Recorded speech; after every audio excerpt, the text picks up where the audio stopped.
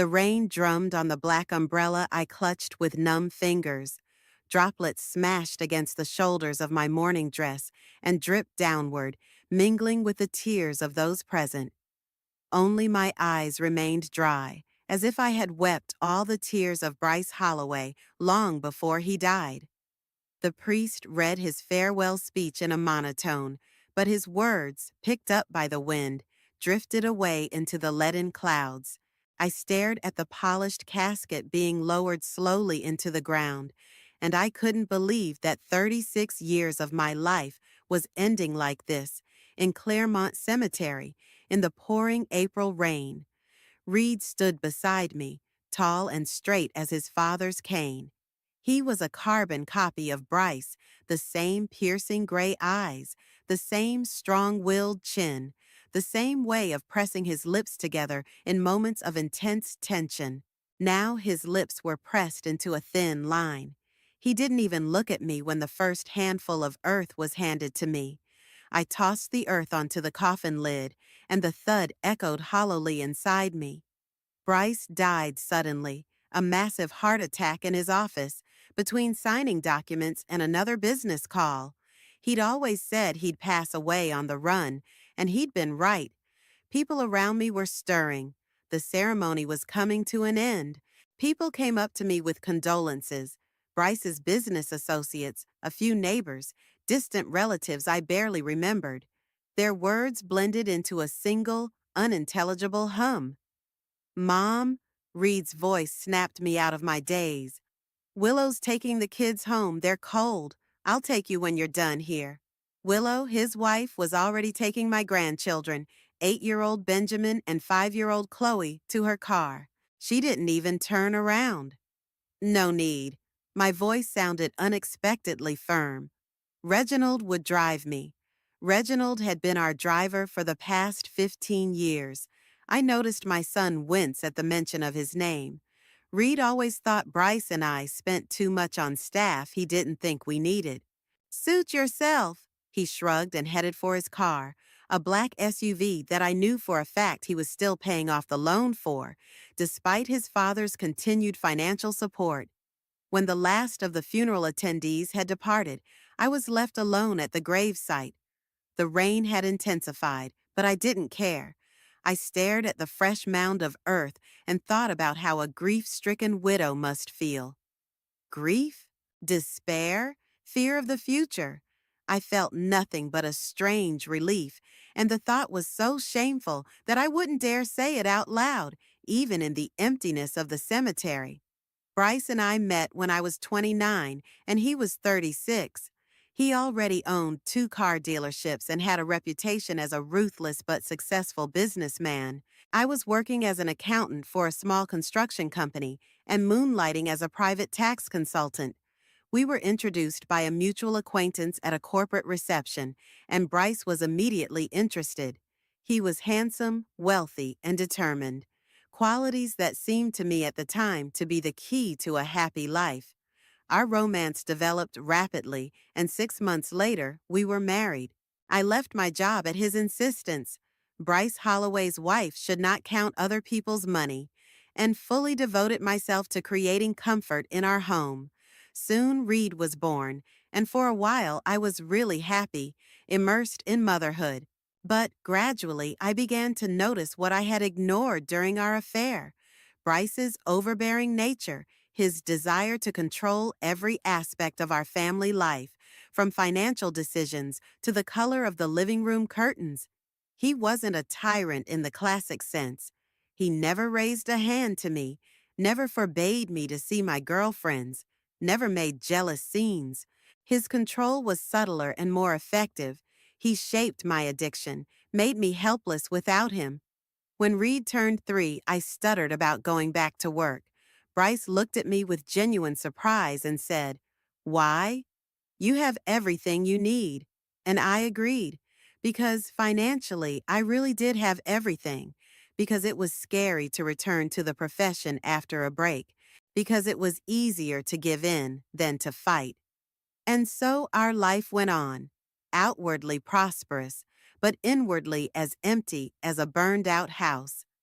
Bryce spent more and more time at work, expanding his network of car dealerships across the state. I kept busy with my home, my son, and the social activities that Bryce thought were appropriate for a wife. We had become the perfect couple for social gatherings, a successful businessman and his elegant wife. Behind closed doors, we were strangers who had long ago stopped sharing intimate thoughts. Reed grew up absorbing his father's values. For Bryce, success was measured only in money and power. He raised his son rigidly, demanding excellent grades and achievements in sports, punishing any weakness.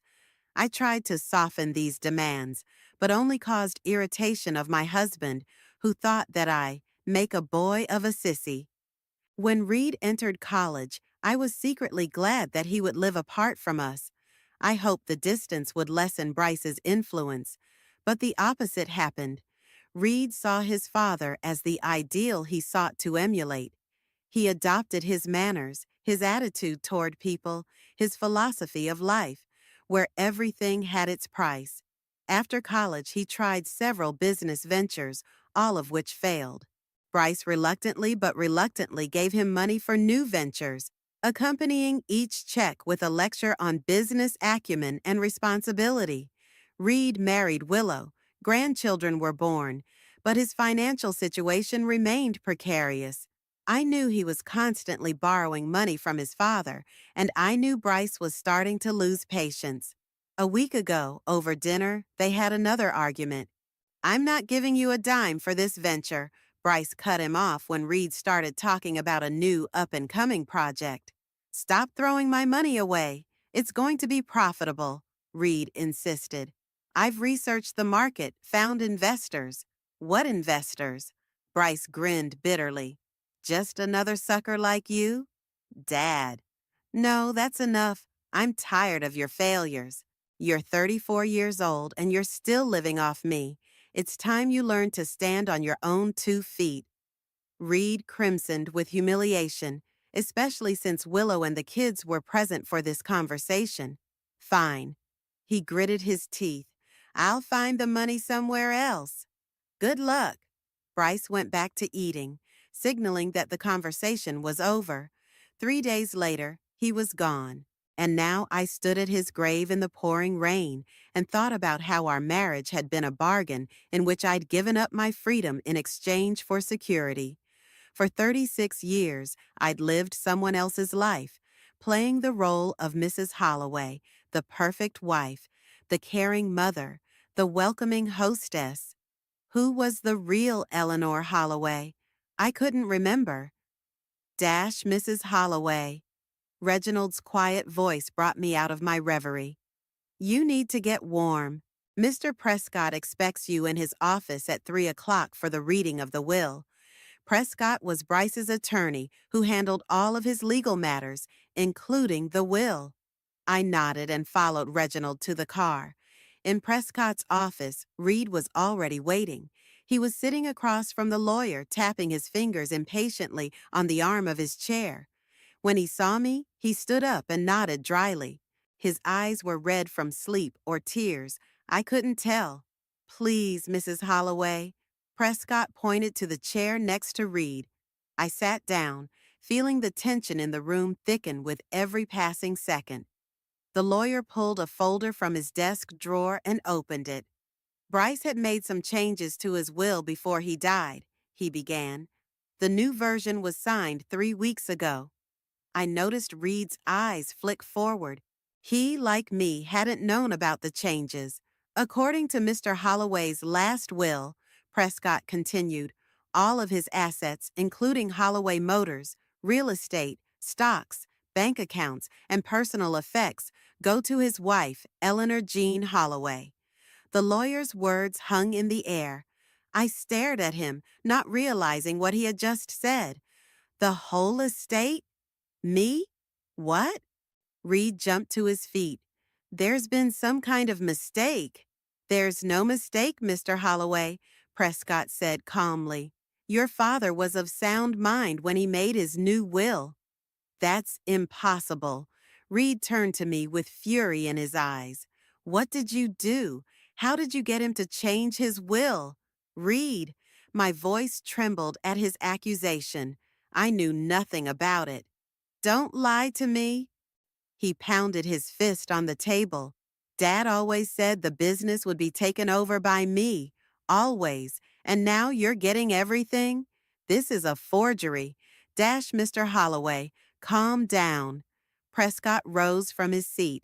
Your father has indeed changed his mind. He left a letter of explanation. The lawyer took an envelope out of the folder and handed it to me. He asked me to give this to you, Mrs. Holloway, and another letter for you, Mr. Holloway. Reed snatched his envelope and opened it nervously. I watched his face change as he read it. Disbelief, shock, anger, despair. This? It's... He couldn't find the words. He couldn't do this to me. What's the matter? I asked quietly. Reed looked up at me with red eyes. He disinherited me because he thought I was a failure. Unfit to run his company. A disappointment. I opened my letter. Bryce's handwriting, sharp and confident like himself, jumped before my eyes. Eleanor, if you're reading this, it means I'm gone. I'm leaving you everything I have, $25 million in assets and business. It's not an act of love or gratitude.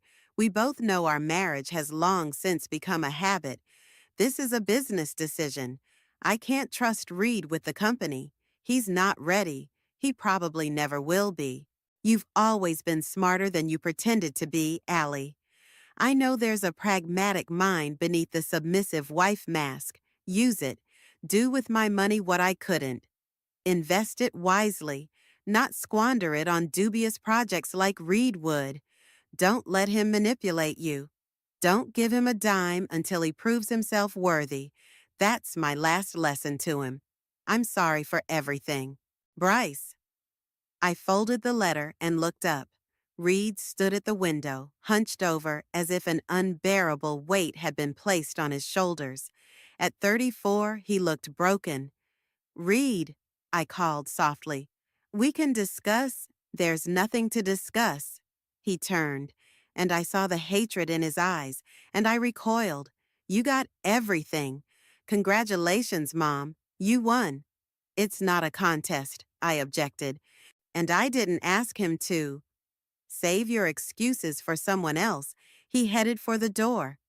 I'll contest the will. You don't deserve that money. It should have gone to me.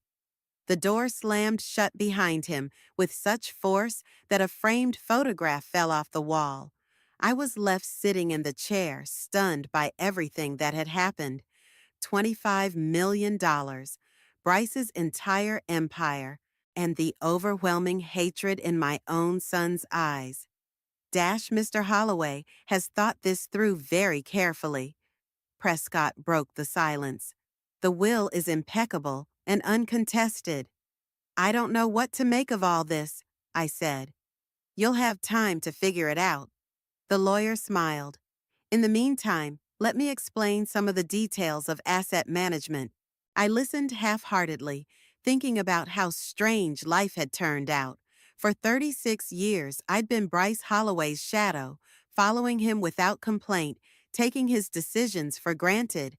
And now, with his death, I had a freedom I'd never dared dream of and a fortune I'd never wanted. I walked out of Prescott's office a different person, not Bryce Holloway's widow, but a woman with $25 million and a son who hated me.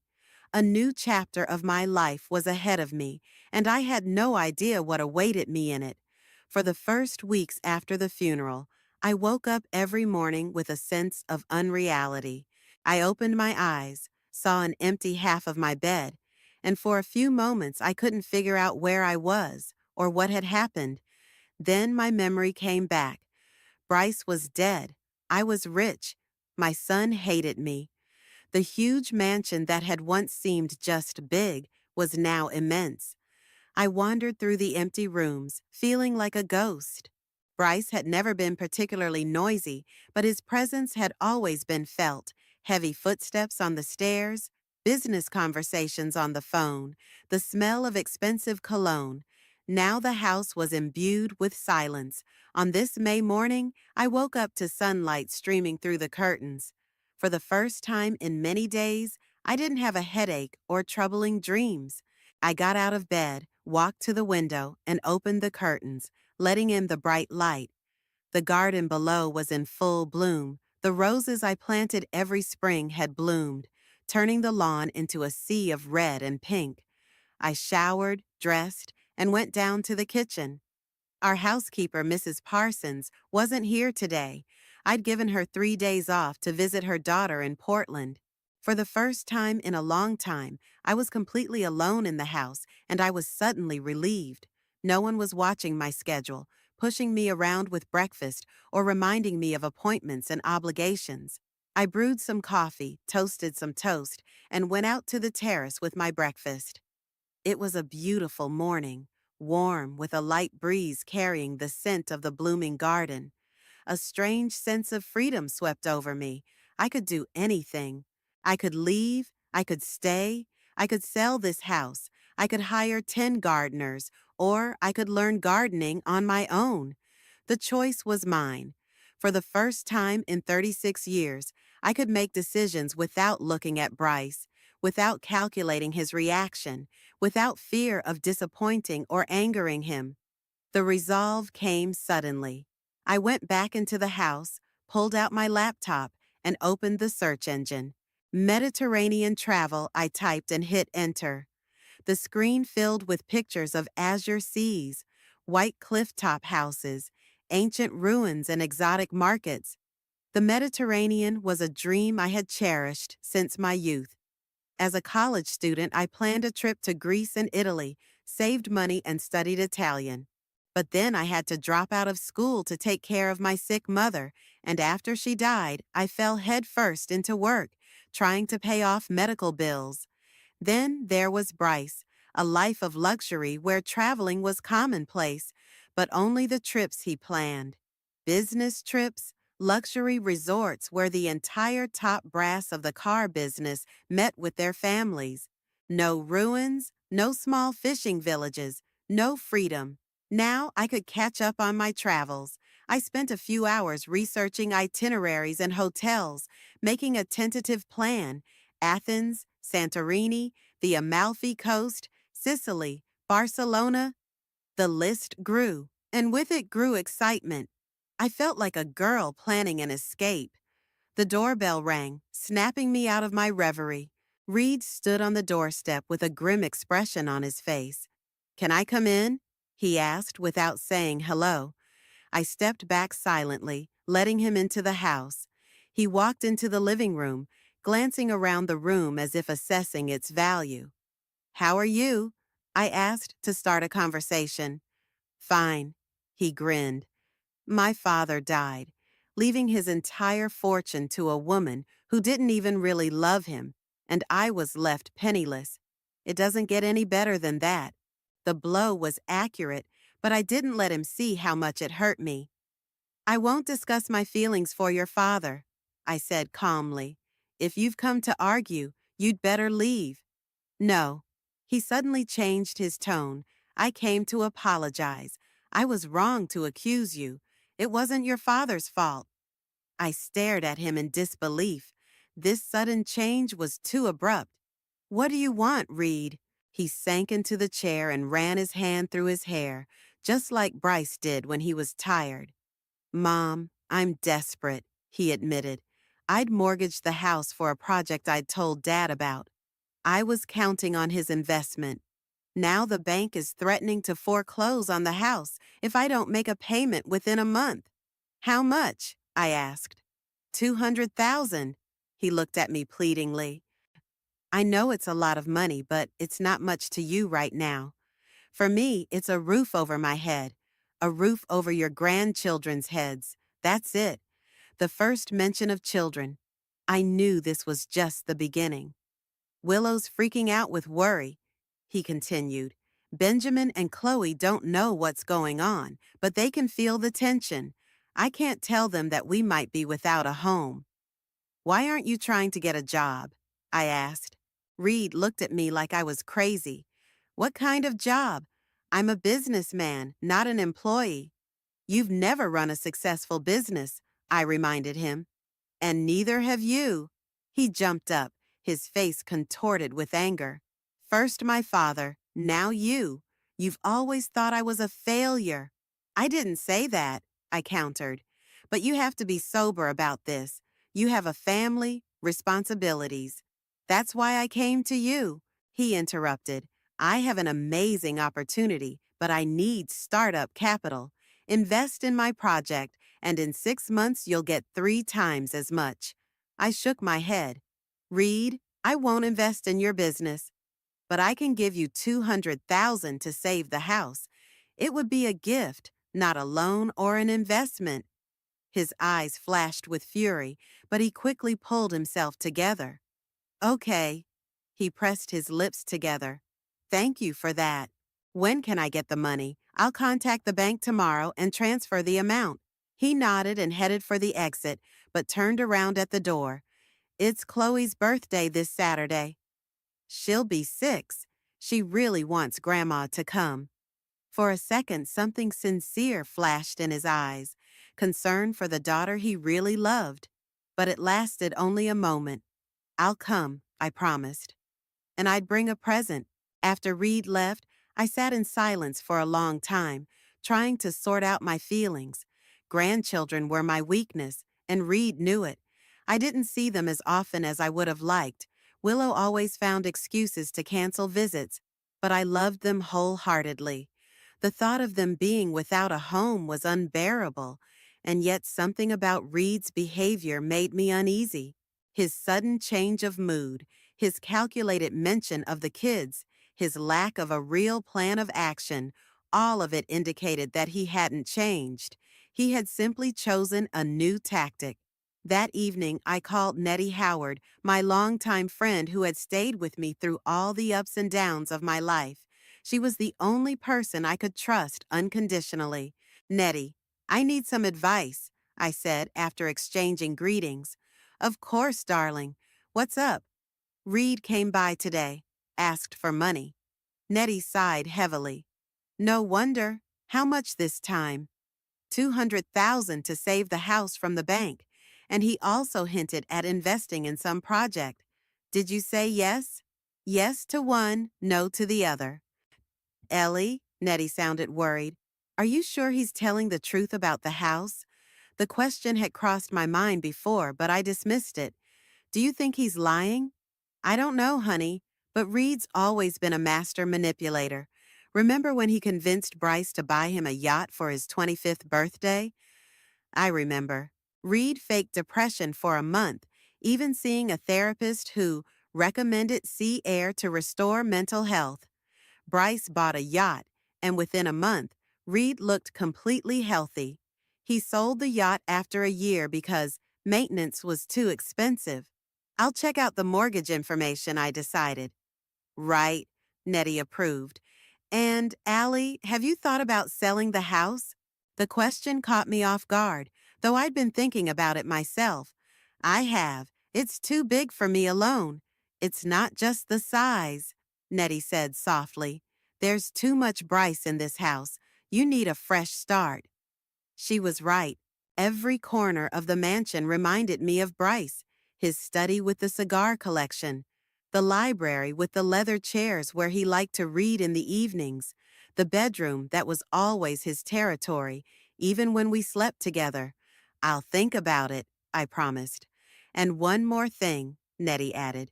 You now have the opportunity to fulfill your dream. Don't put it off. After talking to Nettie, I went back to the computer and booked a tour of Greece and Italy for early July, a month and a half from now. It was a spontaneous decision, but it felt right. I needed to get away, to see the world, to breathe a different air. The next morning, I contacted Attorney Prescott and asked him to verify the mortgage information on Reed's house. By evening, I had an answer. The house was indeed mortgaged, but the amount owed was $80,000, not $200 as Reed had claimed. And the due date was in 3 months, not 1 month. My disappointment was bitter, but not surprising. Even in this situation, Reed couldn't be honest. He still saw me as a cash cow, just like he used to see my father. Nothing had changed. I called the realtor and made an appointment to discuss the sale of the mansion. Then I sat down to write a letter to Reed, explaining that I knew the truth about the mortgage, but I'd still help him with the debt 80,000 tops, and it would be my last financial help. Saturday afternoon of Chloe's birthday party was tense. Willow barely concealed her dislike of me, and Reed was coldly polite upon receiving my letter. Only the grandchildren were genuinely happy to see me. Chloe enthusiastically accepted my gift of a young botanist's kit with a real microscope and plant specimens. Benjamin, not wanting to lag behind his sister, also stuck to me, showing me his new toys and books. Grandma, are you really going to a faraway land? Chloe asked, when we were relatively alone in the nursery. Daddy said you were leaving us. My heart clenched with pain.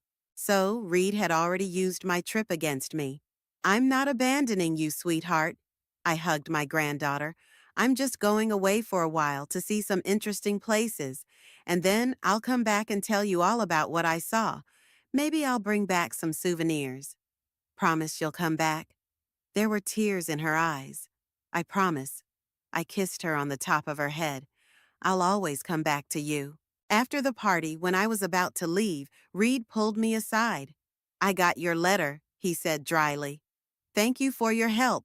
You didn't have to lie to me about the amount and the deadline, Reed. I looked him straight in the eye. I'll always help you if it's really necessary.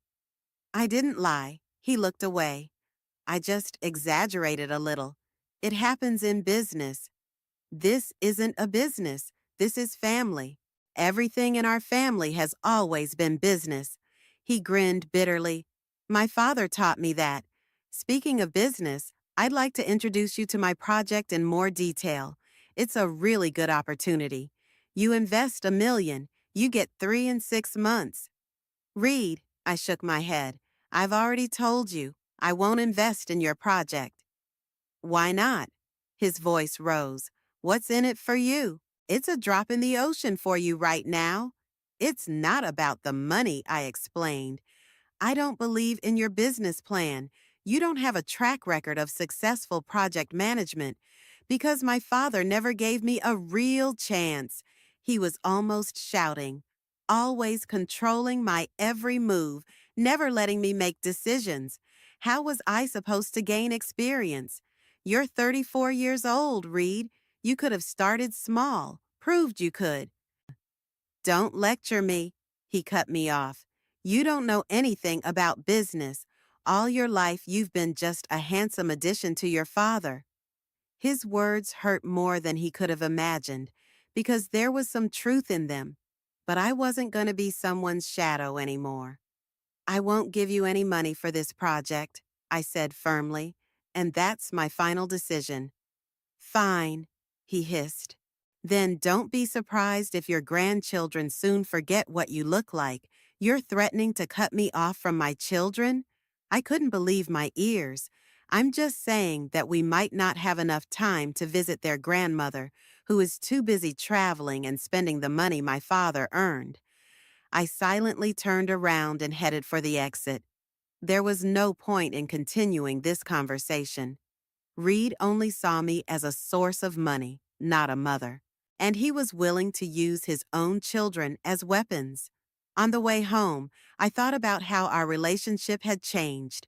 When Reed was little, I gave him all my love and care, protecting him from Bryce's toughness, supporting his dreams, rejoicing in his successes, comforting him in his failures.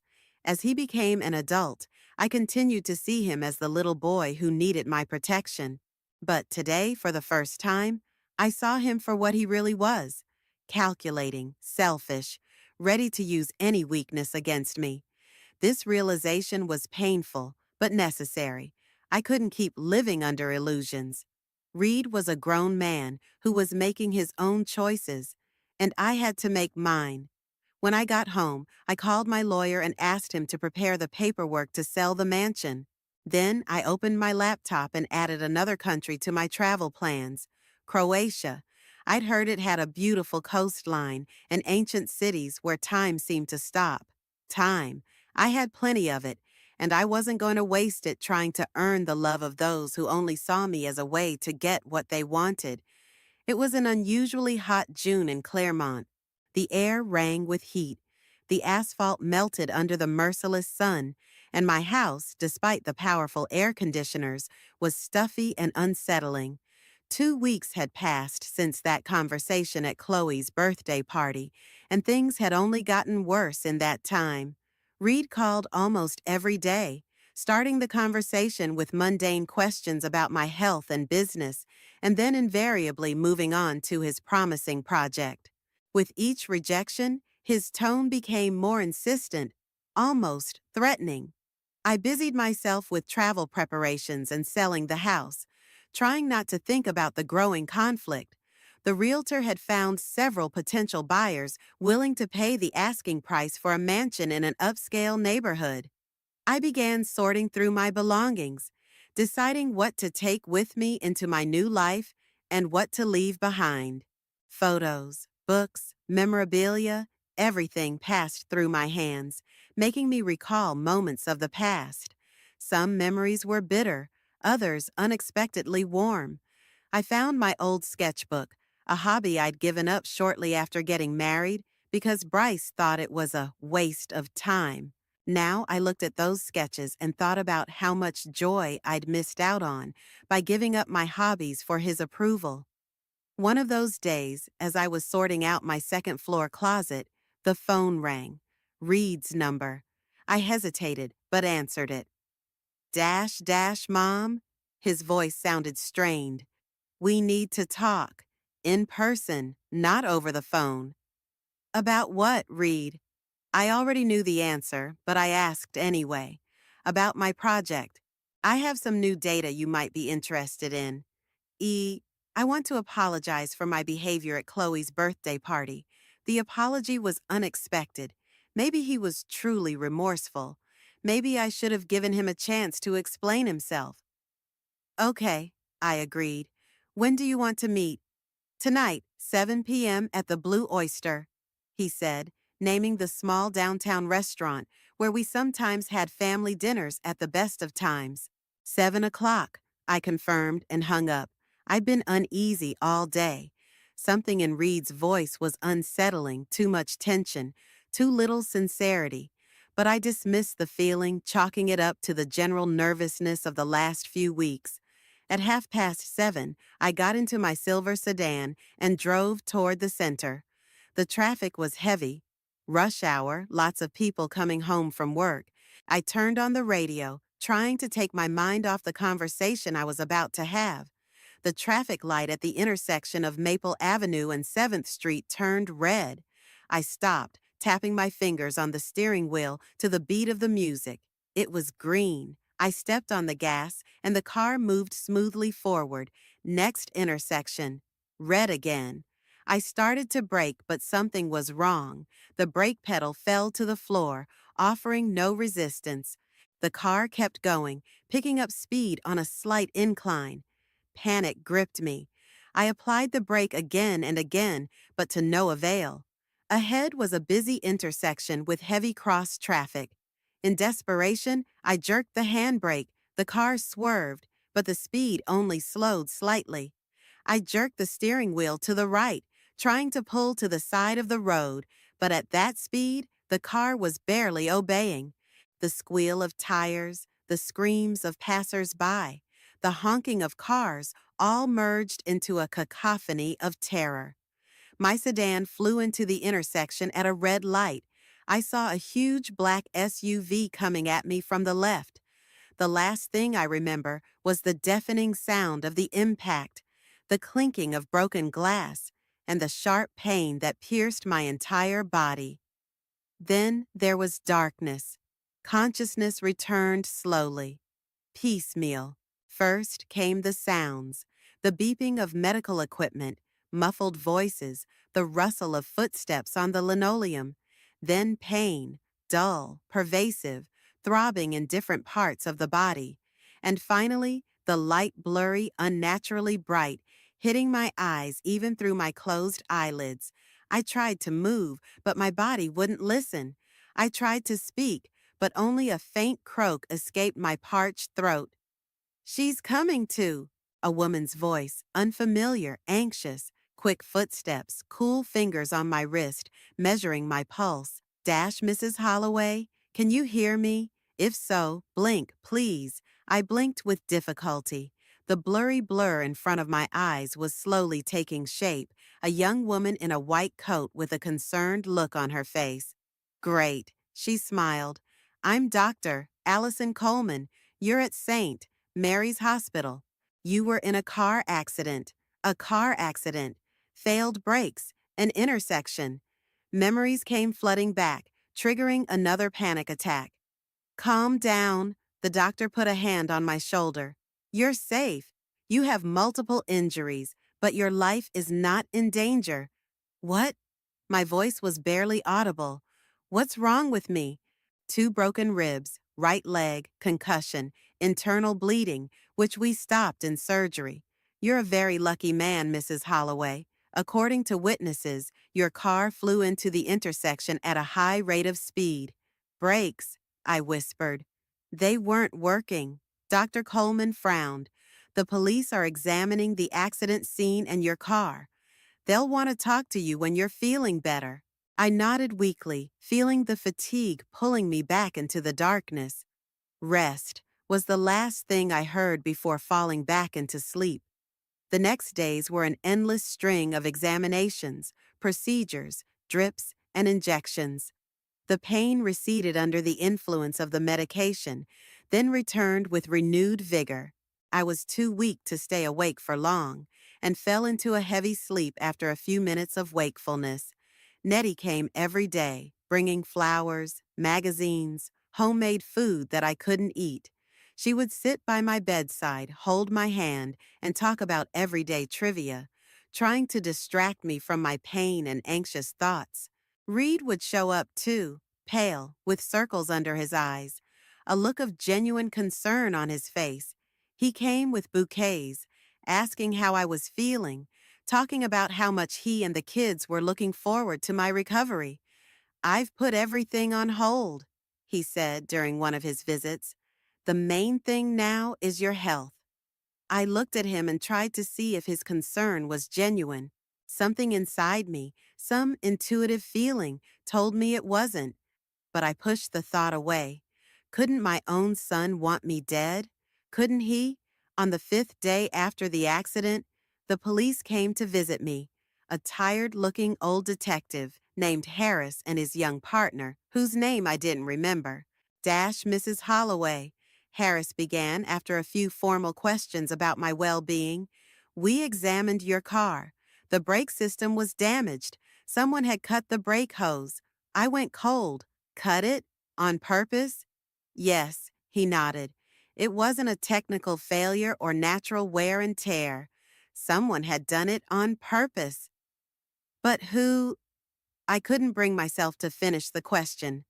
Do you have any enemies, Mrs. Holloway? The young policeman asked. Someone who would wish you harm? I shook my head slowly, unable to say the name that rolled around on my tongue. My husband died recently, leaving me a substantial fortune, I said after a pause. Someone may have gotten their hands on the money. We'll check all possible motives, Harris assured me. In the meantime, be careful. If you think of anything suspicious, call right away. After the cops left, I lay there for a long time, staring at the ceiling, trying to make sense of what I'd heard. Someone wanted to kill me. Someone had cut the brake hose, knowing I'd go downtown, where there were many busy intersections. Someone was calculatingly planning my death. Reed's image flashed before my eyes, his insistent requests for money, his anger after he refused, his invitation to meet on that exact day, at that exact hour. Coincidence? Or part of a plan? I didn't want to believe it. I couldn't believe my son would do such a thing, but my doubts gnawed at me, keeping me awake. That night I hardly slept at all, racked by pain and anxious thoughts. Toward morning, When the pale dawn was just beginning to filter through the blinds, I heard soft voices outside the room. Is she going to make it? Reed's voice, tense, with notes I couldn't make out. The doctors say yes, a female voice answered. Willow? But it's gonna take a long time to recover. I held my breath, instinctively covering my eyes and pretending to be asleep. Something told me it was better that they didn't know I could hear their conversation. Damn, there was something akin to disappointment in Reed's voice. I thought the blow had been harder. Shh, Willow pulled him back. Are you crazy to say that? Why? He snapped at her. There's no one to hear. She's sedated. I lay still, afraid to let out even a breath. My heart was pounding so hard, I thought they should be able to hear it. Reed, Willow's voice had a troubled edge to it. You didn't have anything to do with this, did you? There was a long pause. I could almost see him look away, the way he always did when he was about to lie. Of course not, he finally answered. I'm not crazy. But you just said, I'm just pissed she never gave me the money for the project. Now with her injuries, it's definitely on hold indefinitely. All you think about is money. Willow sighed. Your mother almost died. You don't understand. His voice became tense again. I need that money. We're up to our eyeballs in debt. The debt collectors are already calling every day. What? Willow sounded scared. What debt collectors? You said everything was under control. It was under control. He sounded hysterical. The plan was perfect. She would invest in the project. I would pay off the debts. And then what? Willow's voice shook. What did you do, Reed? I didn't do anything. He was almost shouting. Stop interrogating me. Quiet, Willow hissed. You'll wake her up and the whole floor. Let's get out of here. We need to have a serious talk. Their footsteps drifted down the hallway, and the voices died down. I opened my eyes, tears streaming down my cheeks. So it was him. My own son had tried to kill me for money. The pain of realizing that fact was sharper than all the physical injuries I had suffered in the accident. The son I'd carried under my heart, the one I'd raised, loved, protected, wanted me dead. It was unbearable. I cried until my tears ran dry, and then I fell into a strange daze. Grief turned to anger, and then to cold determination. If Reed is capable of this, then he is no longer my son, and I will make sure he answers for his crime. Toward evening that day, Nettie arrived. She took one look at my face and knew something was wrong. What's wrong, Allie? She sat on the edge of the bed, taking my hand. It was Reed, I said quietly. He damaged the brakes. Nettie froze, not letting go of my hand. Are you sure? I heard him talking to Willow. He didn't say it directly, but yeah, I'm sure. Jesus, Nettie whispered. What are you going to do? I looked her in the eye. Prove him guilty. And get justice. But how? You have no direct evidence. Then I have to find it, I said firmly. And you're going to help me. A plan began to form in my head, clear, deliberate, ruthless. Reed thought I was a weak, helpless old woman, easy to get out of the way. He was sorely mistaken. If he inherited Bryce's business acumen, I inherited Bryce's steely will and the ability to wait for the right moment. We need a private detective, I said to Nettie. Someone who isn't connected to the police, but has experience in this sort of thing. Someone we can trust. Nettie thought for a moment. My nephew Jeremy. He was a policeman and now he works as a private investigator. He's reliable. Get in touch with him, I asked. Tell him it's urgent and confidential. Nettie nodded. What exactly do you want from him? Everything, I replied. Proof that Reed damaged my car. Information about his debts, his movements on the day of the accident. anything that could link him to the attempt on my life. And the police? Nettie frowned. Are you going to tell them? Not yet. I shook my head. I need hard evidence first. I don't want him to get off scot-free. I want him to get what he deserves. There was such cold fury in my voice that Nettie flinched. Ellie, she squeezed my hand. I understand your anger, but don't let it consume you. I'm not looking for revenge, Nettie, I objected. I'm looking for justice. He tried to kill me. He must answer according to the law. Nettie stared at me for a long moment, then nodded slowly. I'll call Jeremy tonight. After she left, I lay in the silence of the hospital room, staring out the window at the sunset sky. The life I knew was over. Ahead was another, without the son I'd lost, not in a car accident, but much earlier, when he decided my life was worth less than the money he could get after I died. It was painful, so painful that sometimes I choked on that pain, but behind the pain came a strange clarity. I was no longer Bryce's shadow, no longer just Reed's mother. I was Eleanor Holloway, a woman who had survived against someone else's wishes and was now going to fight for her life and freedom. The next day, Reed came to visit again. I looked at his worried face, at the flowers in his hands, at the caring gesture with which he adjusted my pillow, and saw a stranger. My son's mask concealed a stranger who was planning my death in cold blood. How are you feeling today, Mom? He asked, sitting down next to the bed. Better? I forced myself to smile. The doctor says I'm on the mend. That's wonderful. He smiled back, but his eyes remained cold.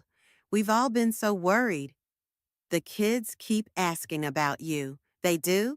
I pretended to be touched. Tell them Grandma will be well soon.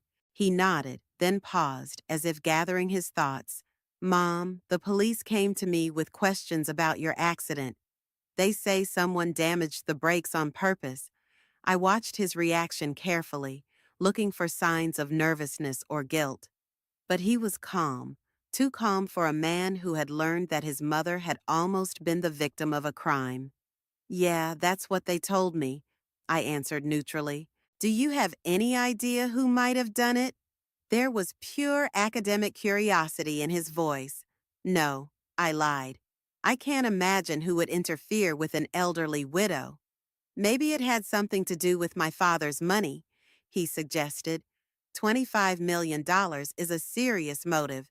Maybe, I agreed, but who knew I was going downtown that night? He tensed a little, almost imperceptibly, but I caught the change. Were you going somewhere? He asked with feigned surprise. I thought you were just going to the store or something. No, I looked straight into his eyes. I had an appointment, 7 o'clock tonight, at the Blue Oyster.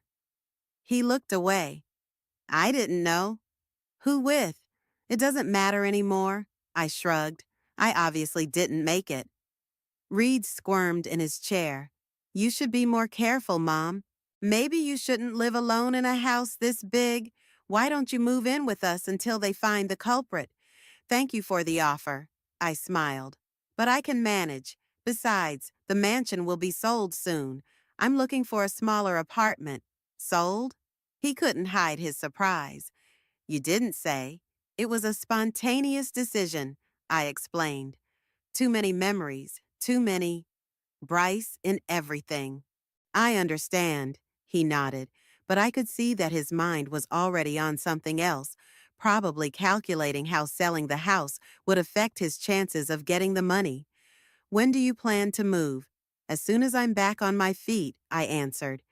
In the meantime, Nettie is overseeing the process. She's literally moved in with me to organize everything. Reed grimaced at the mention of Nettie. He'd never liked my friend, considering her a bad influence. I hope she doesn't do anything stupid, he muttered.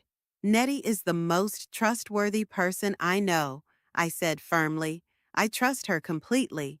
He was about to object, but a nurse came into the room, announcing that visiting hours were over. I'll come back tomorrow. Reed stood up, leaned over and kissed me on the cheek. It was a huge effort not to pull away. "Feel better, Mom." When the door closed behind him, I took a deep breath, trying to calm my racing heart. Playing the part of the unsuspecting mother was harder than I thought it would be, but I had to keep up the act until I had proof of his guilt. In the evening, Nettie came with the news that Jeremy had agreed to take the case and had already started work. "He promises the first results in a couple of days," she said, "but he warns that it's a complicated case. There may not be any direct evidence." "There is," I said confidently. "Reed isn't as smart as he thinks he is. He's bound to be wrong somewhere." That night, lying in the darkness of the hospital room, I thought about the strange turn my life had taken. Until a month ago, I had been just the widow of a wealthy businessman, a woman who had lived her life in her husband's shadow. Now I was the victim of an assassination attempt orchestrated by my own son, and I was preparing to fight for justice. The strange thing was, I felt no fear, only determination. Reed had made his choice. Now it was my turn to make mine, and I chose the truth, no matter how bitter it was. I closed my eyes, knowing that there was a long road ahead to recovery and an even longer road to justice. But I was willing to go all the way. Reed wanted to get everything at once, without thinking about the consequences. He would soon learn that some consequences are impossible to predict, especially when you underestimate the person you're trying to kill. The Oasis Rehabilitation Center on the outskirts of Claremont looked unhospital-like, a brick building covered in ivy, spacious bright rooms, a winter garden on the first floor, and a well-kept park where patients could walk with the staff. This is where I was to spend the next 2 months recovering from my injuries. I was transferred here 3 weeks after the accident, when my condition stabilized and the doctors allowed me to start rehabilitation. At St. Mary's, I underwent 2 surgeries and many procedures. The days merged into one endless string of pain, medications, and medical manipulations. But here at the Oasis, for the first time in a long time, I felt a glimmer of hope. "Mrs. Holloway, welcome," smiled the nurse who greeted me in the lobby. "I'm Faith Layton, and I'll be your personal nurse during your stay here." Vera looked very young, no more than 30, with short brown hair, freckles, and lively green eyes. Her smile was open and sincere. "Thank you." I tried to smile back, but even that simple action was difficult. My body was still stiff with pain. "Don't worry," Vera seemed to read my mind. "In a couple of weeks, you'll notice significant improvements. In the meantime, we'll take care of you." She helped me settle into the room, which was more like a hotel room, with a wide, comfortable bed, a TV on the wall, a cushioned chair by the window, and even a small refrigerator for personal groceries. "This is your schedule for the first week." Vera handed me a piece of paper. Physical therapy, massage, sessions with a psychologist. It seems like a lot, but we'll start gradually and increase the load as you can. I ran my eyes over the schedule, noting the tight schedule of treatments. "Does it say I have an appointment with Dr. Hammond every day?" I wondered. Dr. Hammond is our psychologist," Vera explained. "After traumatic events, not only physical rehabilitation is important, but emotional rehabilitation as well." If only he knew how traumatic my event was, I thought, but said out loud, "I understand. Thank you, Vera." She smiled again. "Get some rest. Tomorrow we will start working on your recovery." The first days in the center were hard. Every movement was painful. Every procedure seemed to be a test of strength. But gradually, day by day, I began to see improvement. The pain receded. My movements became freer. My breathing became deeper. Vera was with me all the time. She helped me with everyday tasks, accompanied me to procedures, monitored my medications. She did her work with such sincere care that I involuntarily began to trust her. You have visitors today, she said one morning as she helped me get dressed for physical therapy. Your son and his wife and children. I froze. In 2 weeks at the center, this was their first visit. Reed had called almost every day, asking about his health, but he hadn't come. Too busy, sorry, Mom, he explained each time. I pretended to believe it, even though I knew the real reason Jeremy, the private investigator, had started digging for him, and Reed could sense it. What time are they coming? I asked, trying to make my voice sound normal. 2 after lunch, Vera answered. Are you happy to see them? I met her gaze and saw in her eyes an understanding I hadn't expected. It was as if she already knew the answer. It's complicated, I admitted honestly. Vera nodded, not demanding an explanation. Family relationships are often complicated, especially after traumatic events. At 2 o'clock, Reed, Willow, and the kids entered my room with feigned cheerfulness. Chloe and Benjamin rushed toward me with hugs, which I accepted with genuine joy. Despite everything that had happened, I still loved my grandchildren unconditionally. Grandma, are you like a robot now? Benjamin asked admiringly, looking at the metal structure on my right leg. Benji, Willow yelled at him. You can't say that. It's okay, I smiled. Yeah, it's a little robotic. But it's only temporary. I'll be a regular grandmother again soon. Regular grandmothers are boring, Benjamin said. You're awesome. His genuine enthusiasm made me laugh for the first time in a long time. Reed looked tense. He brought out fruit and magazines, set them on the nightstand, and sat in a chair by the window, letting the kids keep me busy talking. Willow kept her distance, too, glancing at her watch as if counting down the minutes until the visit was over. How are you feeling, Mom? Reed finally asked when the kids were engrossed in the TV. Better, I replied. The doctors say the recovery is going well. That's wonderful, he smiled, but the smile didn't touch his eyes. We're all worried about you. Especially you, huh? I wanted to ask, but I held back. Thanks for your concern. I looked at Willow, who was studiously avoiding my gaze. How are you guys doing? Everything okay? Everything's great, Reed answered quickly. I found investors for the project I was talking about.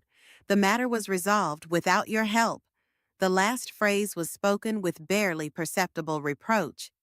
Good for you, I nodded. I hope it works out this time. Reed wanted to say something, but at that moment Vera entered the room with a tray. I apologize for the intrusion. She smiled. It's time for your medication, Mrs. Holloway. She helped me take my pills and checked my vitals on the monitor next to the bed. It's okay, she said, but don't tire yourself out too much. Another 20 minutes and your guests will have to leave. You have a session with the physical therapist at 3:30. Of course, Vera. I looked at her gratefully. Thank you. After she left, Reed frowned. Is she always so bossy? She takes care of me, I countered, and I'm very grateful for that. We can take care of you too, Willow interjected with fake concern in her voice. Maybe you should move in with us after you're discharged. The big house is sold, and it's going to be hard for you alone in a small apartment. I looked at her in surprise. Willow had never suggested that I live with them. On the contrary, she'd always found reasons to limit our socializing. Thank you for the offer. I tried to make my voice sound genuinely grateful, but I've already found a suitable apartment with an elevator and all the amenities for a person with limited mobility. Temporarily, until I'm fully recovered. Too bad. Willow didn't seem upset. The kids would have loved to see you every day. I'll visit them often, I promised, looking at the grandchildren, still engrossed in the cartoon on the TV, as soon as I'm back on my feet.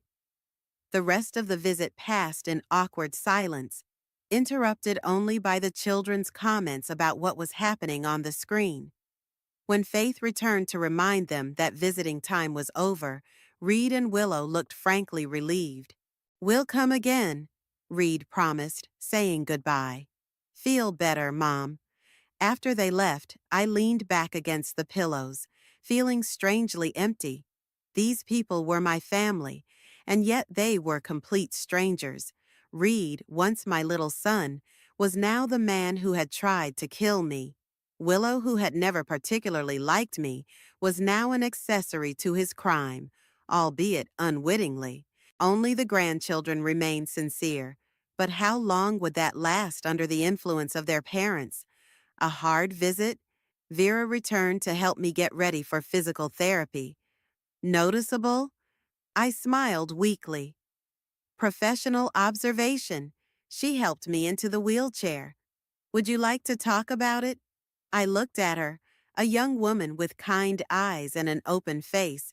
For some reason, I wanted to tell her the truth, the whole truth, unvarnished, but it was too soon. "Maybe later," I replied. "It's a long and not very fun story."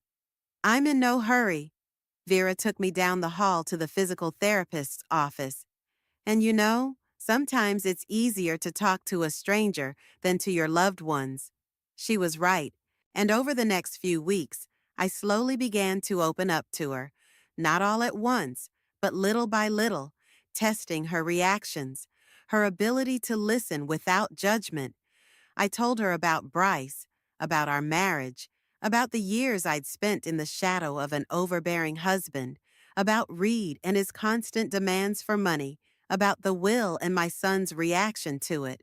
But I kept quiet about his involvement in the accident, not out of distrust of Vera, but out of fear of endangering her by dragging her too deeply into the story.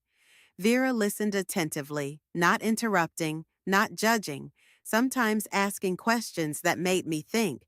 "Have you ever done anything just for yourself, Eleanor?" she asked one day when we were sitting in the winter garden after my exercises. "Not for your husband, not for your son, not for your grandchildren, but for yourself," I wondered. Throughout my life, I'd become accustomed to putting the desires of others before my own. First my parents, then Bryce, then Reed. "I was planning a trip," I said finally. "The Mediterranean. A long-time dream I'd never realized." "What stopped you before?" "First, money. Then Bryce. He had other plans for our vacation. Then, just life, I guess. There were always more important things to do." "And now?" Faith looked at me with genuine interest. "Are you still planning this trip?" "I hadn't thought about it since the accident," I admitted. "It didn't seem to matter." "But you'll get better," Vera said firmly. "And then what? Then what?" I didn't ask myself that question. All my thoughts were centered on the evidence against Reed, on the coming exposure, on the justice I was seeking. But afterward, what would I do with the rest of my life? "I don't know," I answered honestly. I wasn't used to thinking that far ahead. "Maybe we should start," Vera suggested softly. "For the first time in your life, you're really free. Financially, emotionally. You can do whatever you want." Her words made me think. Indeed, for the first time, I was not bound to my husband or child. I had the means to live the life I wanted. But what did I want? Who was Eleanor Holloway without the labels of wife and mother? These reflections accompanied me in the days that followed, becoming the backdrop for major events. And events moved quickly. Jeremy, the private detective hired by Nettie, came in twice to report on the progress of the investigation. The first time he had only circumstantial evidence, information about Reed's large debts, about his conversations with suspicious individuals, about the growing desperation he hid behind the mask of a successful businessman. The second time, about a month after my admission to the center, Jeremy brought something more substantial, a surveillance video from a gas station near my house.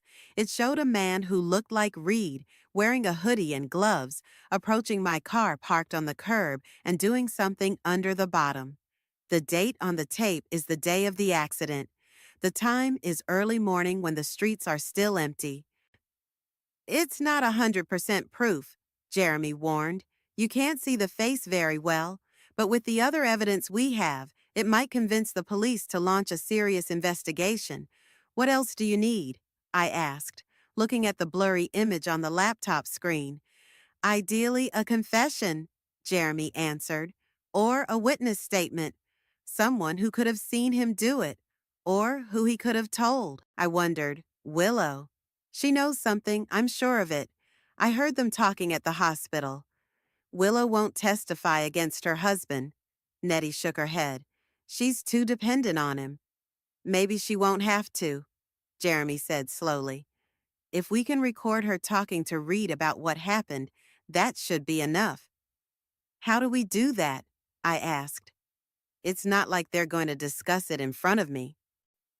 There are ways. Jeremy wasn't saying much. But you have to understand, Eleanor, once we act, there's no turning back. Your son could end up in prison for years. I looked at the picture on the nightstand. Reed and the kids at the Christmas party last year. All smiles, a happy family, a picture that never matched reality. I understand, I said firmly, and I'm ready for this. He tried to kill me. He has to answer to the law. Jeremy nodded. I'll keep working. Soon we'll have enough to go to the police. After he left, Nettie looked at me with concern for a long time. Are you sure, Ellie? This is your son, no matter what. Not anymore. I shook my head. My son died the day he decided my life was worth less than money. The words hurt, but they were true. I was mourning Reed, not the man he had become, but the child I loved unconditionally. That boy no longer existed. That same evening, Faith found me in tears. I hadn't cried since the day I'd learned of Reed's involvement in the accident, but now something had broken inside, and the emotion burst out. Eleanor? Dash. She sat down next to me, taking my hand gently. What happened? And then I told her everything.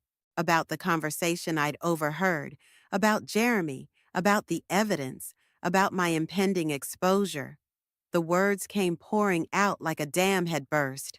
I couldn't stop until I'd said everything that had been tormenting me for the past few months. Vera listened without interrupting, only occasionally squeezing my hand for support. When I finished, she was silent for a long time, thinking about what I had heard. You're a very strong woman, Eleanor, she said at last. Not everyone could go through this and keep their sanity. Sometimes I feel like I'm losing it, I admitted.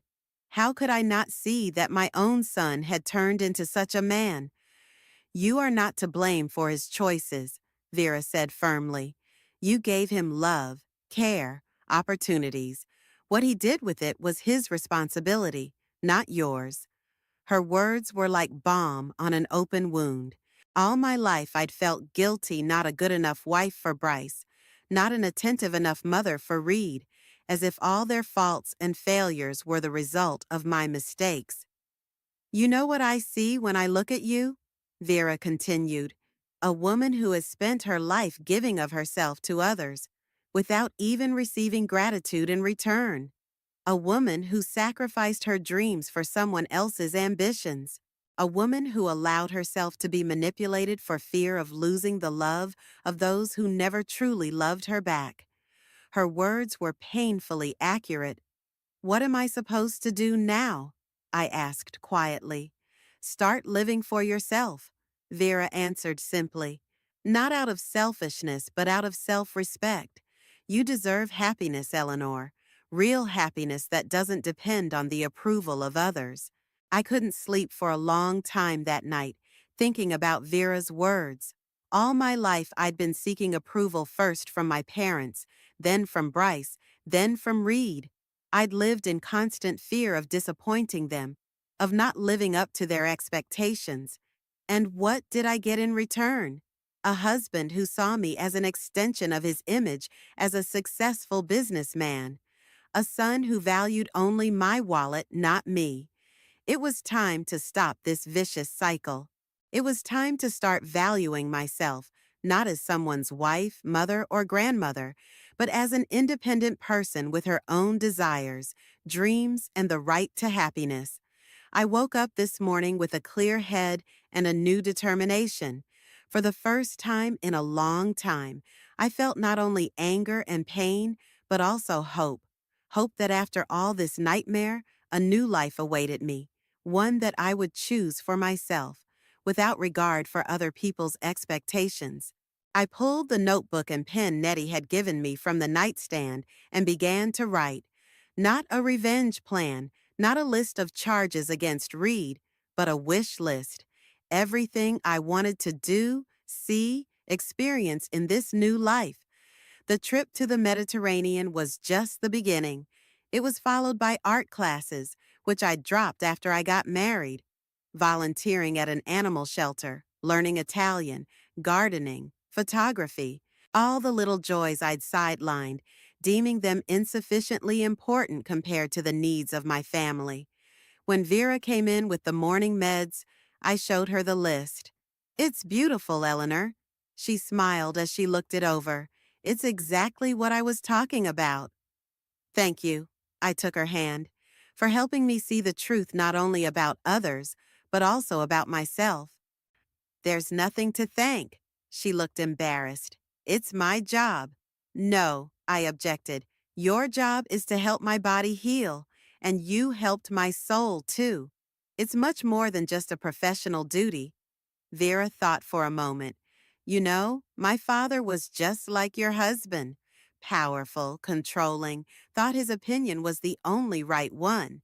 My mother spent her whole life in his shadow, afraid to make a move without his approval. When he died, she was completely lost. She didn't know how to live on her own, how to make decisions, how to be happy without his guidance. I promised myself that I would never let that happen in my life, and that I would help other women avoid this trap." Her candor touched me. "Your mother, did she learn to live in a new way?" "Yes," Vera smiled. "Not right away, but she did. Now she's traveling the world. She has a new man who treats her as an equal, and she's happier than she ever was with her father. It's never too late to start living for yourself, Eleanor. It's never too late." These words became my motto in the weeks of rehab that followed. Every exercise, every procedure, every small step toward recovery, I did with the future in mind, not the past, not Reed and his betrayal, but what lay ahead. Physically, I grew stronger every day. Broken bones healed, wounds healed, pain receded. I started walking with the help of a walker, then a cane. Each achievement was a small victory. Each step was proof that life goes on despite everything. Emotionally, the journey was more difficult. The pain of betrayal didn't go away, but it was transformed. I no longer felt like a victim, more like a survivor, a person who had walked through the fire and survived. It gave a strange sense of power, not vengeful, not destructive, but creative. A power to build a new life, not to destroy the old. Jeremy continued his work, gathering evidence of Reed's involvement in the accident. Nettie helped with selling the house and finding a new apartment. Faith supported me in the daily struggle to rebuild, and little by little, step by step, I was returning to a life, not the one I had before, but a new one that I was creating on my own. A life in which I was not a shadow of someone else, but a full-fledged person with my own wants, needs, and the right to happiness. I was ready to fight for this new life, and for the justice that was part of the journey. By early September, I was strong enough to leave the rehab center. My right leg still hurt from walking for long periods of time, but the cane had become more of a habit than a necessity. The internal injuries had healed, leaving only scars, physical and emotional. I moved into a new apartment, spacious, bright, on the third floor of a modern building with an elevator and round-the-clock security. Nothing here reminded me of the past, not the mansion where I'd lived with Bryce for 20 years, not the life I'd led before the accident. The apartment was a symbol of a new beginning, a clean slate. The day I was supposed to meet with Detective Harris to formally present the evidence against Reed, I woke up at the crack of dawn. Sleep wouldn't come, my thoughts swirling around the upcoming conversation. Not that I doubted my decision, no, I was determined to follow through. But the thought that today would not only turn my life upside down, but also the lives of my grandchildren, was heavy. The police station greeted me with cold officialdom. Detective Harris, whom I'd interviewed back at the hospital, ushered me into his office, a small room with a minimum of furniture and a maximum of papers, filling every horizontal surface. "It's good to see you in good health, Mrs. Holloway." He pointed to the chair across from his desk. "You said you had information regarding your accident?" "Yes," I sat down, placing the folder of documents Jeremy had collected on my lap. "And it's not just information, it's evidence." I started with the story of how I'd overheard Reed and Willow talking at the hospital, then moved on to my motives: Reed's financial problems, his desperate attempts to get money, his anger at my refusal to fund his project. Harris listened intently, not interrupting, only occasionally making notes in his notebook. His face remained impassive, but I could see sympathy in his eyes. "Do you have anything more than an overheard conversation?" he asked when I was done. "Something more tangible?" I opened the folder and pulled out Jeremy's report, along with photos and a copy of the gas station video. "This is the report from the private investigator I hired. There are recordings of Reed's conversations, evidence of his debt and desperation, and most importantly, a video showing him damaging my car the morning of the accident. 3 days after my visit to the police, Reed was arrested. The news reached me through Nettie, who had heard about it from Jeremy. I was sitting in my new living room, looking out the window at the fall park, when the phone rang. "Ellie, they got him." Nettie's voice sounded tense. "This morning, in his office. Jeremy says there's more than enough evidence. They even found the tools he used to cut the brake hose with his fingerprints." I closed my eyes, trying to comprehend this news. The image of Reed being led out of the office in handcuffs in front of his co-workers was painful despite everything he'd done. The following weeks blended into an endless series of meetings with police, prosecutors, defense lawyers. I testified, signed documents, answered the same questions over and over again. The case against Reed grew stronger by the day. Experts confirmed the brake system had been damaged intentionally. Witnesses identified Reed in the gas station video. His financial problems created a clear motive. The prosecutor, Mrs. Daniels, a lean woman with a sharp gaze and a determined chin, was optimistic. "We have a great case, Mrs. Holloway," she said during one of the meetings. "Attempted murder, premeditated, with a self-serving motive. Juries don't like kids who try to kill their parents for an inheritance. It affects basic moral principles."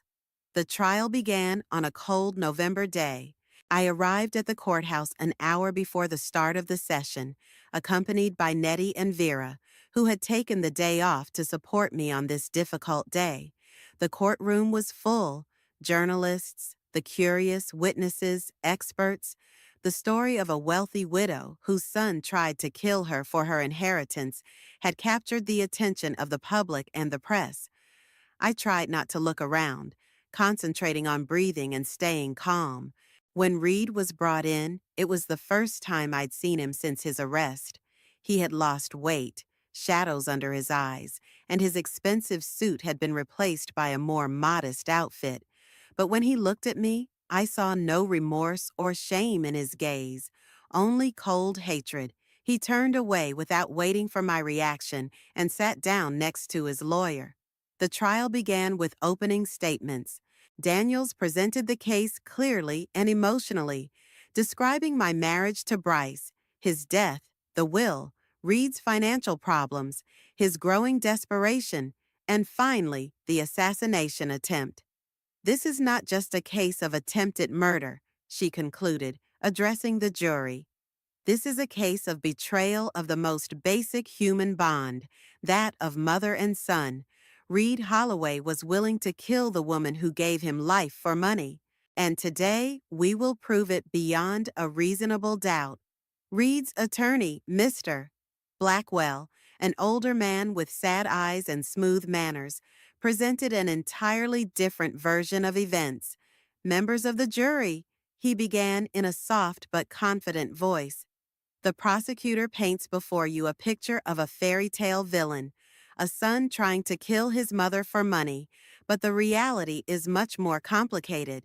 My client is a loving father of two, a devoted husband, a man who has spent his life trying to live up to the expectations of his overbearing father, a man who was deprived of his rightful inheritance because of his father's whims and his mother's manipulations. Finally, it was my turn to testify.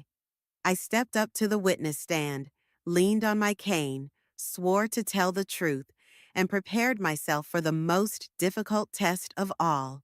Daniels guided me through the testimony gently, allowing me to tell the story in my own words.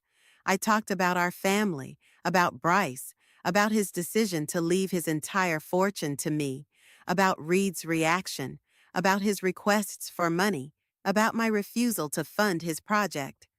What happened the day of the accident? Daniels asked. Reed called me in the morning, I answered. He said he wanted to meet at the Blue Oyster restaurant at 7 in the evening to discuss his project. I agreed. As I drove into the meeting, my brakes failed at the intersection. I remember the impact and then darkness. What did you hear while you were in the hospital? I was semi-conscious when I heard Reed and his wife talking outside the room. He was talking. I took a deep breath to gather my strength. He was saying that he was disappointed that the blow hadn't been harder, that his plan was perfect, that I should have invested in his project so he could pay off his debts. It was Blackwell's turn. He approached the witness stand with an expression of sympathy on his face that was not reflected in his cold eyes.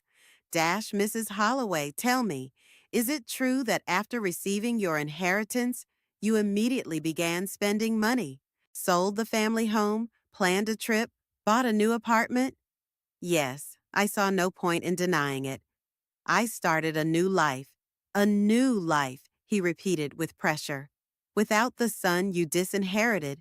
Convenient, isn't it? Objection. Daniels jumped in. Counsel is trying to smear the witness. Sustained, the judge nodded. Mr. Blackwell, final warning. Blackwell changed tactics. Mrs. Holloway, you claim you heard your son and his wife talking in the hospital.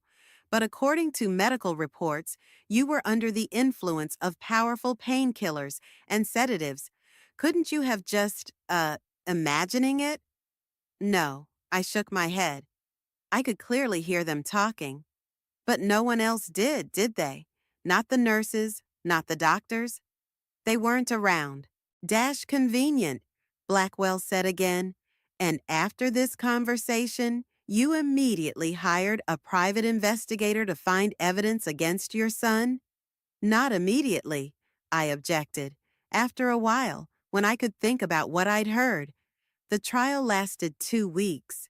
Every day I went to court, listened to the testimony, watched Reed, who looked more and more tense every day, and the jury, whose faces remained impenetrable. Finally, the day of closing arguments arrived. Daniel spoke of betrayal, of calculation, of the ruthlessness of the crime. You have before you a man who was willing to kill his own mother for money, she concluded. A man who carefully planned the crime, damaged the brake system, knowing it would lead to an accident, possibly fatal. A man who, after a failed attempt, showed not an ounce of remorse, only disappointment that his plan had failed. Such a person deserves to be punished to the fullest extent of the law. After the closing speeches, the jury retired to reach a verdict. The wait was agonizing. I sat in the courtroom, between Nettie and Vera, watching the clock counting down the minutes. They've been deliberating a long time, Nettie said restlessly after 3 hours of waiting. Is that a good or a bad sign? I don't know, I answered honestly. I just want it to be over. Faith squeezed my hand. Whatever happened, you did the best you could. The truth is on your side. After another hour, we were invited back into the courtroom. The jury returned with the verdict. The room froze as the foreman rose from his seat. Reed straightened up, his face pale but determined.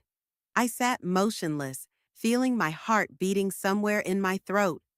On the charge of attempted murder in the first degree, the foreman said, the jury finds the defendant, Reed Bryce Holloway, guilty. A wave of whispers rolled through the room. I closed my eyes, feeling not triumph, but a strange desolation. It was the end of my old life, the end of illusions about the family I'd never had. When I opened my eyes, Reed was looking right at me. There was such hatred in his gaze that I recoiled involuntarily. It was the look of a man to whom I was no longer a mother. I was just an obstacle to the money he thought was rightfully his.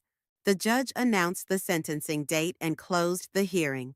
Reed was led out of the courtroom.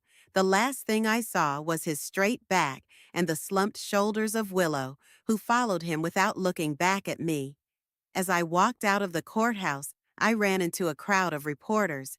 Camera flashes, microphones, questions shouted from all sides. It was too much.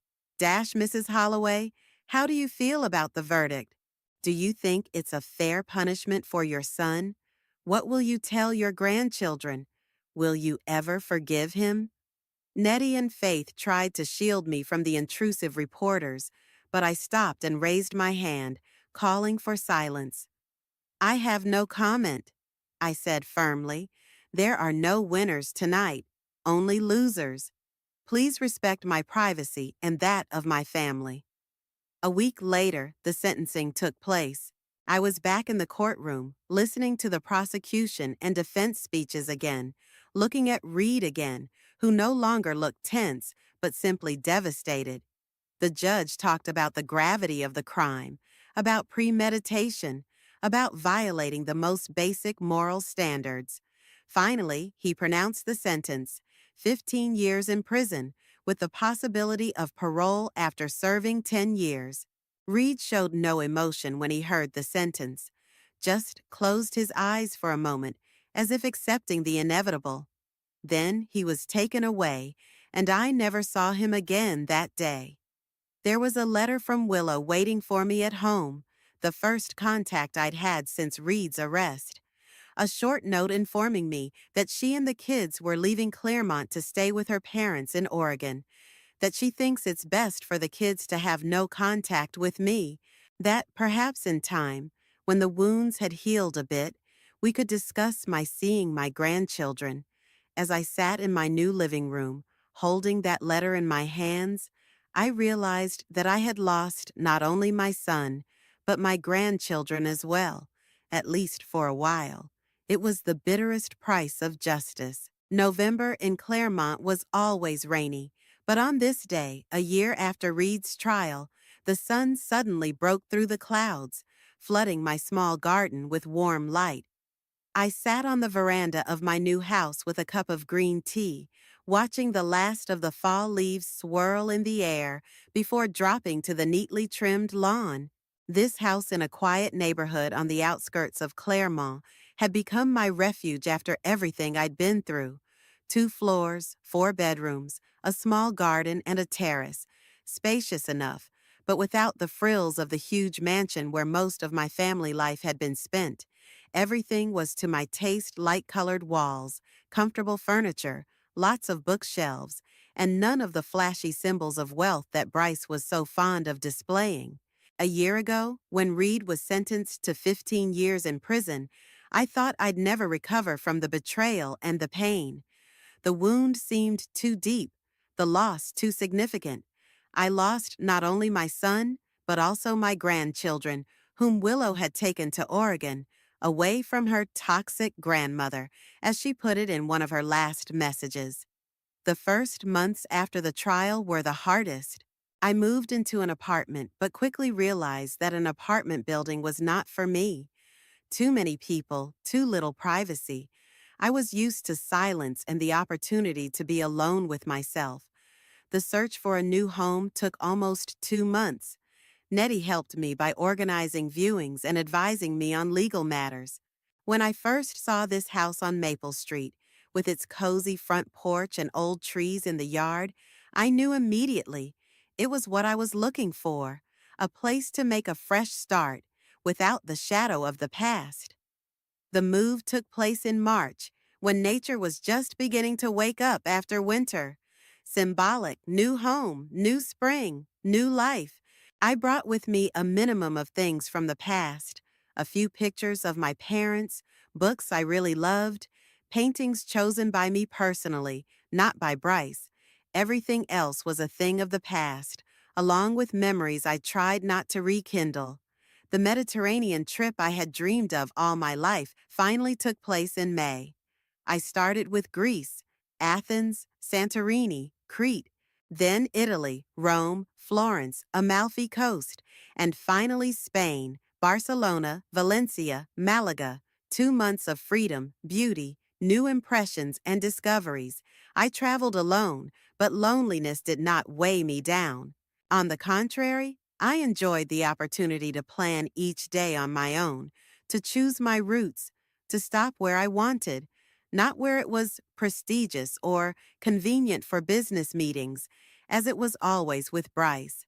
In Athens, I met a group of American retirees, single travelers like myself, 5 women and 3 men, each with their own story and reasons for traveling at an advanced age. We quickly found common ground and spent several days together exploring ancient ruins and enjoying Greek cuisine. One of the women, Lorraine, a 63-year-old widow from Seattle, became a particularly close friend of mine. Our stories had much in common: both widows, both freed from duty to family, both seeking new meaning in life after decades spent as wife and mother. "You know, Eleanor," she said to me one evening as we sat in a small tavern in Santorini, watching the sunset over the sea, "I've spent my whole life putting happiness on hold. First, I had to raise my children, then help my husband with his business, then care for my sick parents. There was always a reason to postpone my own dreams. And now I realize that life is not a rehearsal. You can't wait for the perfect moment to start living for yourself." Her words resonated deeply with me. Isn't that how I've lived all these years? Constantly sacrificing my desires for Bryce, for Reed, to fit the image of the perfect wife and mother? "I think we all make that mistake," I answered then. "Especially women of our generation. We were raised to believe that self-sacrifice was a virtue. But there's a difference between caring for others and giving up yourself," Lorraine said wisely. "The first is love. The second is self-destruction." These words became a mantra for me in the months that followed. The difference between caring and self-destruction, a line I had never been able to see before. After returning from my trip, I kept in contact with Lorraine and other new friends through email and video calls, a skill I learned thanks to Vera, who patiently taught me about modern technology. We planned to meet again the following summer, this time in Provence, where Lorraine had rented a small house for 2 months. Faith remained an important part of my new life. After my rehabilitation ended, our professional interactions developed into a true friendship. She often dropped by for a cup of tea, sometimes staying for dinner. We discussed books, movies, travels, shared our thoughts on life. Despite the age difference, we were almost 35 years apart. We shared a common understanding of many things, and, oddly enough, similar experiences with powerful men. "My ex-husband was a lot like Bryce," she once confided. "Controlling, ambitious, always sure he was right." I was only with him for 5 years, but that was long enough for me to realize that I could either keep me or lose myself in him completely. "You were wiser than I was," I said. It took me 36 years to come to that realization. It's not about wisdom. Vera shook her head.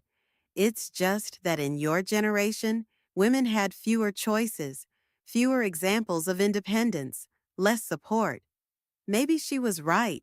Or maybe I was just looking for an excuse for my weakness. Either way, there was no changing the past, and I tried to focus on the present and the future. And the present was filled with new activities and discoveries. I enrolled in an art class, a hobby I had abandoned after marriage.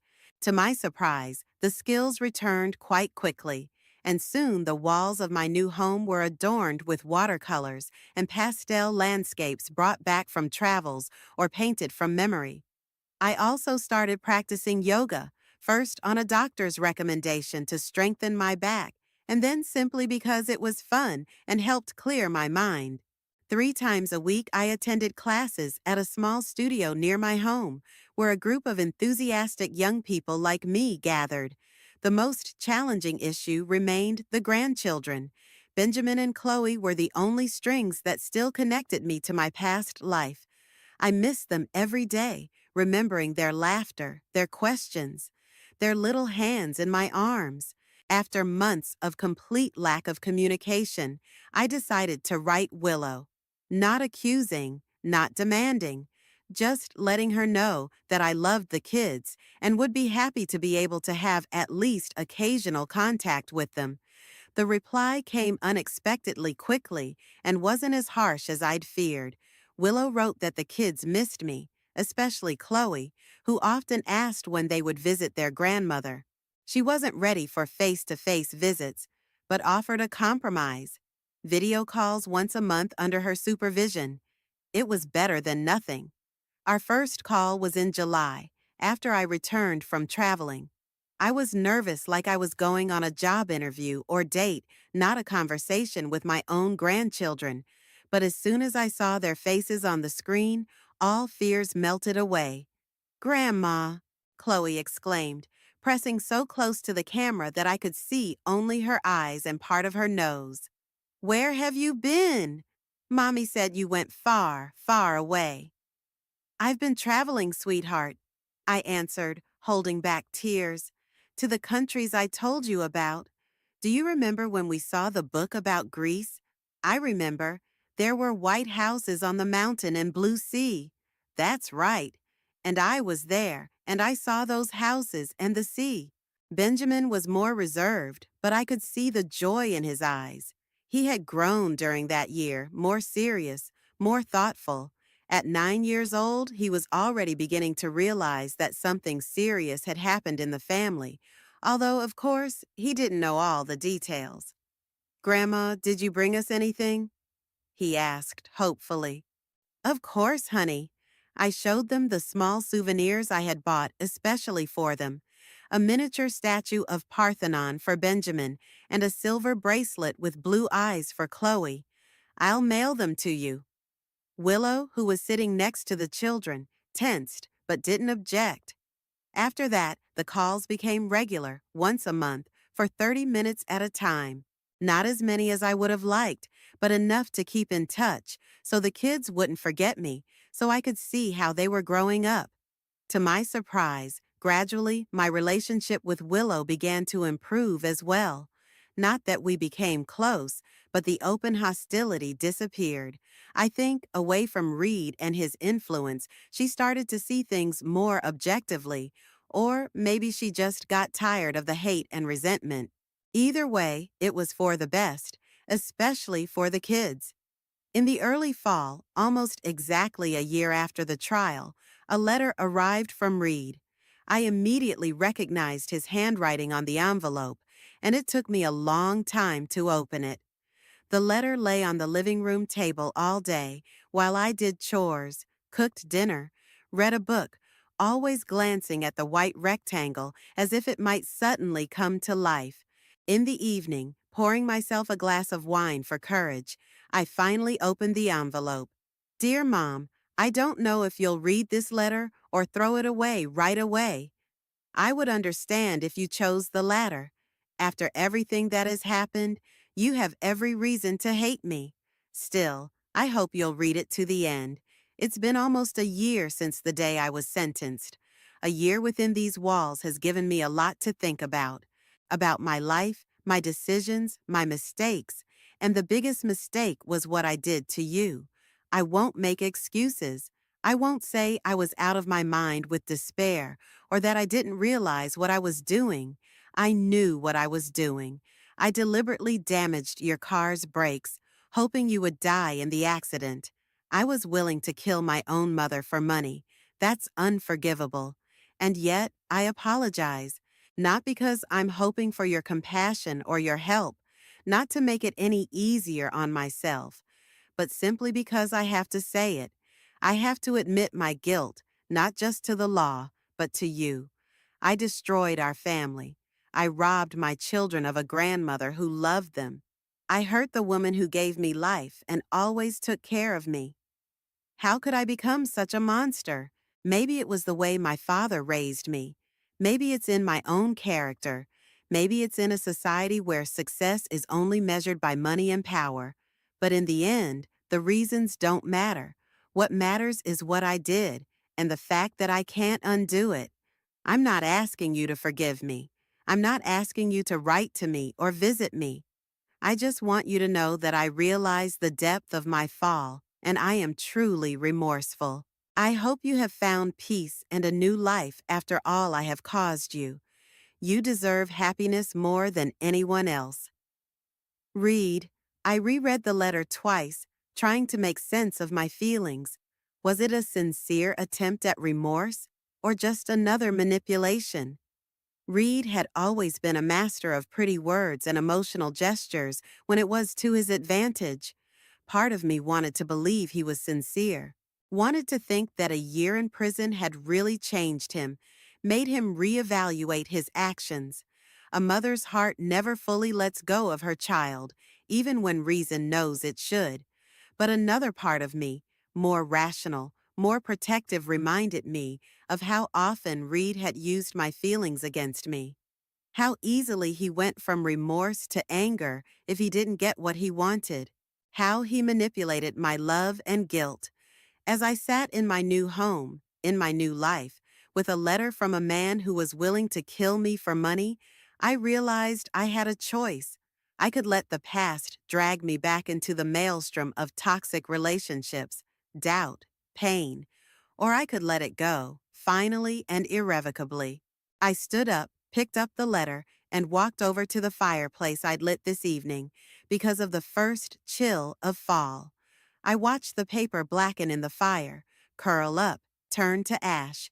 Along with it burned the remnants of the life I had led before, a life of self-sacrifice, of manipulation, of repressed desires.